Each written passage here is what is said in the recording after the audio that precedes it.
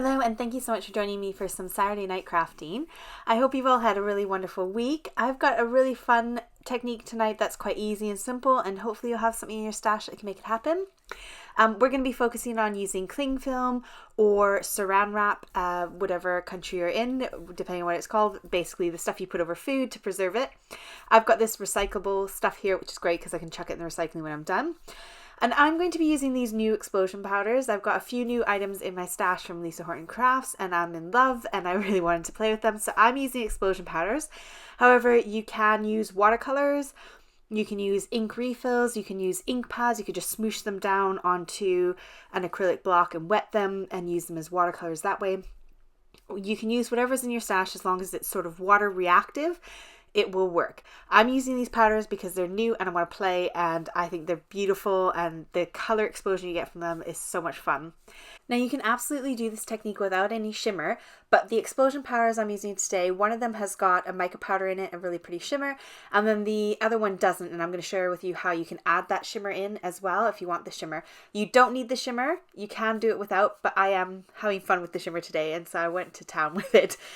So getting started, you're going to want to spray the back of your cardstock, get it nice and wet so that it lies flat on your background, and then spritz the front really thoroughly. Now if you're using watercolors or you've smooshed your ink pad and you kind of diluted it, you'll want to saturate the background quite a bit and use quite a bit of water when you're applying your color. Now I'm using the explosion powders because you get this explosion of color. Now the first powder I'm playing with is called Silver Surprise Shimmer.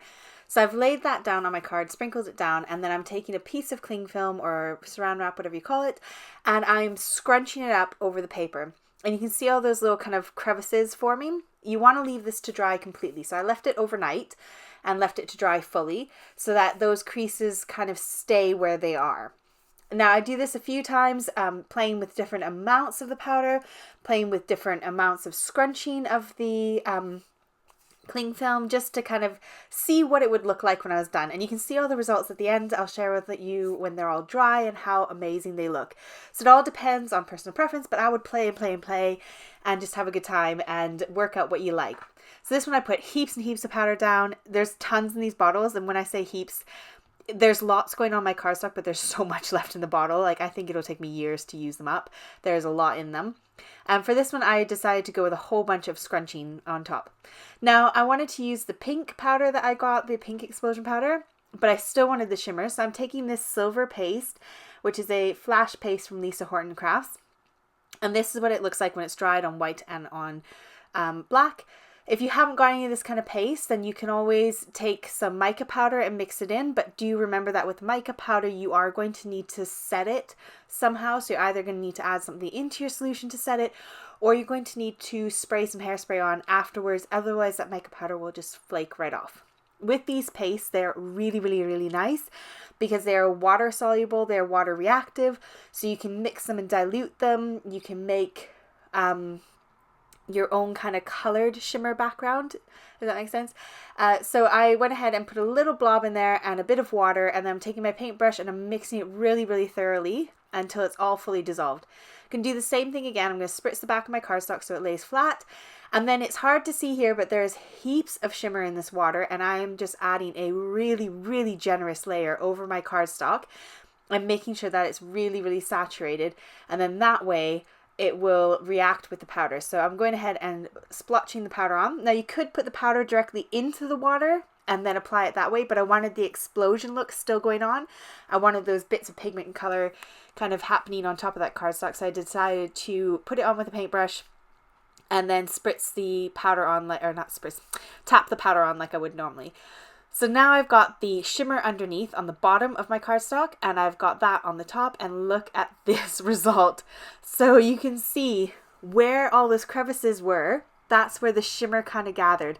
How stunning is this? It looks almost like cracked ice in a way. It's so beautiful, and you're getting sort of some of the color trapped inside of the cling film, and then also that shimmer just stays put in that cling film. So this is a beautiful way to add some of that shimmer in.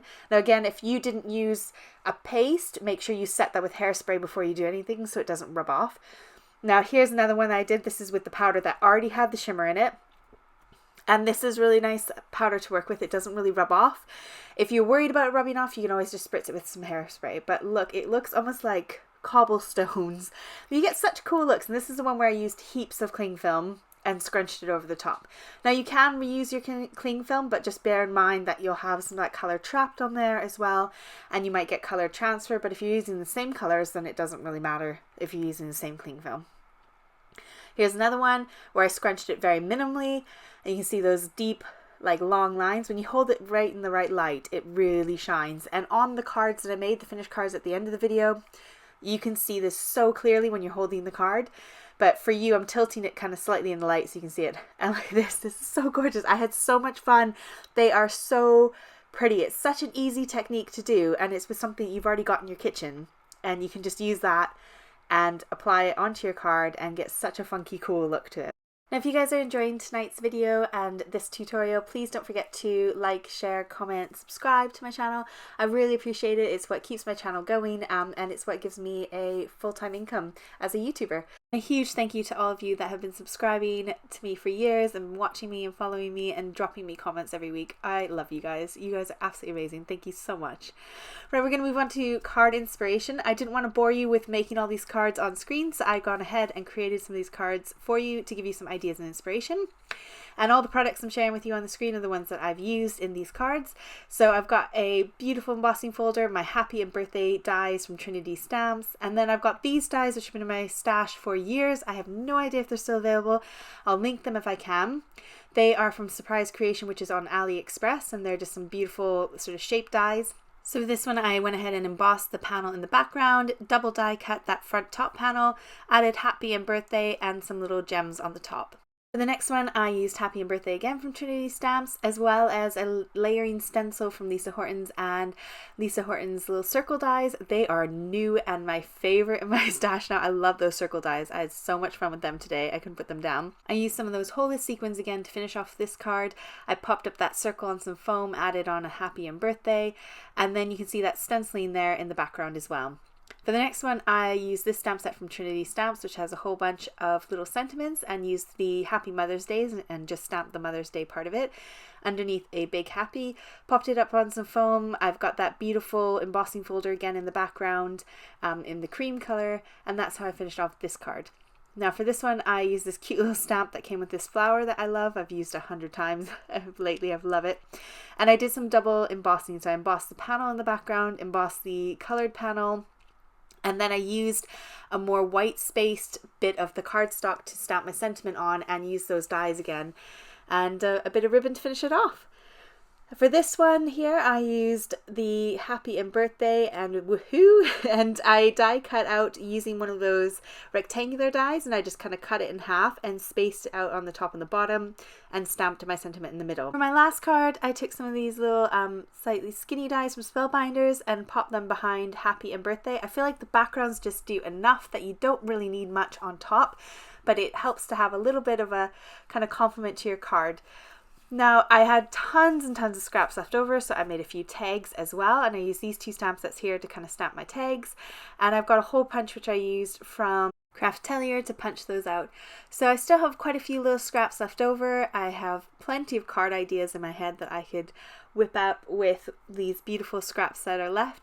I hope you enjoyed tonight's tutorial, and I look forward to seeing you on Wednesday for some Wednesday midweek crafting, where I try and show you a quick technique in about 5 minutes worth of video footage to give you a bit of inspiration and mojo in the middle of your week. Thank you so much for joining me. Hope you have a happy, awesome rest of your weekend. Take care. Bye.